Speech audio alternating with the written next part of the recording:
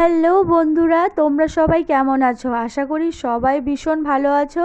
তো আমার ব্লগে তোমাদের অনেক স্বাগত, অনেক ভালোবাসা। সকাল সকাল বলতে ভোরের দিকে প্রতিদিন বৃষ্টি হয়, আর আকাশটাও দেখতে পাচ্ছ মেঘলা। আমার রান্না কমপ্লিট হয়ে গেছে, তোমাদের দাদাভাই বেরিয়ে গেল, তো এই ঘরের এই পাশের রুমের জ্বালানাটা খোলা হয়নি। তো আজকে আমি এই হাওয়াটা মিস করলাম, কারণ এই হাওয়াটা না আজকে সেরকম পেলাম না। প্রতিদিন জ্বালানাটা খোলার পরে কি সুন্দর একটা হাওয়া দেয় জ্বালানাটার এই পাশ দিয়ে, তো বেশ মনে হয় দাঁড়িয়েই থাকি। আজকে আর দাঁড়াতে ইচ্ছে করলো না, কারণ ওই হাওয়াটা না আজকে ছিল না। এদিকে দেখতে পাচ্ছ সোনা বাবাকে ব্রাশ দিয়ে দিলাম, সোনা বাবা ব্রাশ করছে, আর আমি সমস্ত কিছু বাইরে মেলে দিলাম। রৌদ্র তো এখন নেই, তো একটু উঠছে, মাঝে মাঝে আবার আকাশটা মেঘলা হয়ে যাচ্ছে। আর কি বলবো বলো তো, মাম্মাম সোনা আজ শরীরটা ভীষণ ভালো না, খারাপ। তো ঠান্ডা লেগেছে, ঠান্ডা লাগলে যেটা হয় বড়দেরই সমস্যা। আর ও যেহেতু এখনও বলতে পারে না কি অসুবিধা হচ্ছে, তো ভীষণ খারাপ লাগছিল মনটা।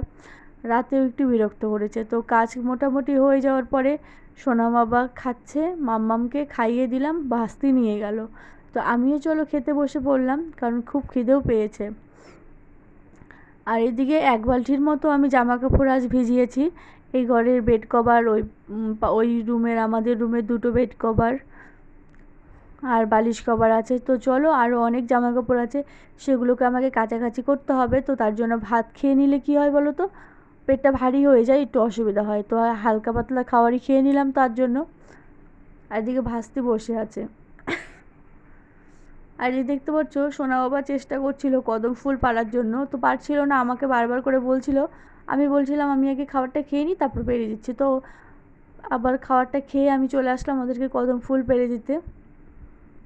তো বন্ধুরা, ওদেরকে পেরে দিলাম, যার যার মতো নিয়ে এবার চলে গেল। তো তারপরে এই জিনিসটা দেখে মনটা ভীষণ ভেঙে গেল, কারণ এবার আমি একটা প্রোগ্রাম করেছিলাম, তো সেটা মনে হচ্ছে না আর হবে, কারণ ইলেকট্রিক বিল চলে আসলো 3 মাসের। তো যাই হোক, একটা একটা করতে চাইলে আর একটা হয় না।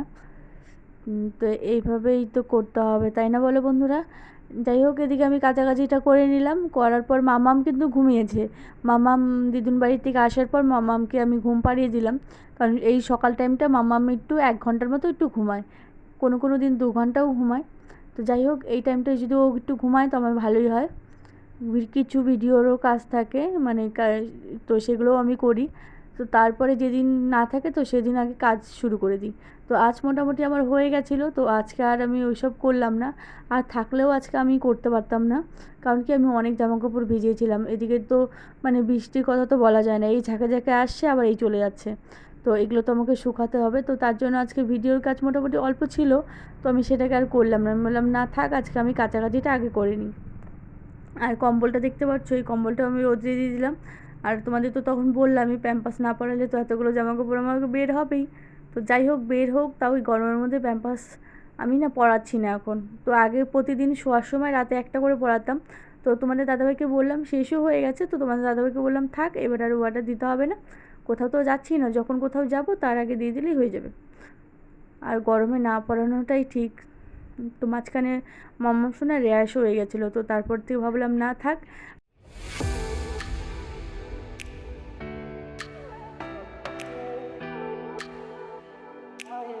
তো বন্ধুরা, রান্নাঘরে চলে আসলাম, আর তোমাদের দাদাভাই চিকেন এনেছে। তো চলো তাড়াতাড়ি করে আমি রান্নাটা সেরে নিই রাতের। আর সোনা বাবা পড়তে গেছে, এদিকে আমি সমস্ত কিছু রেডি করে নিয়েছি, এবার মশলাটা পেস্ট করে নেব।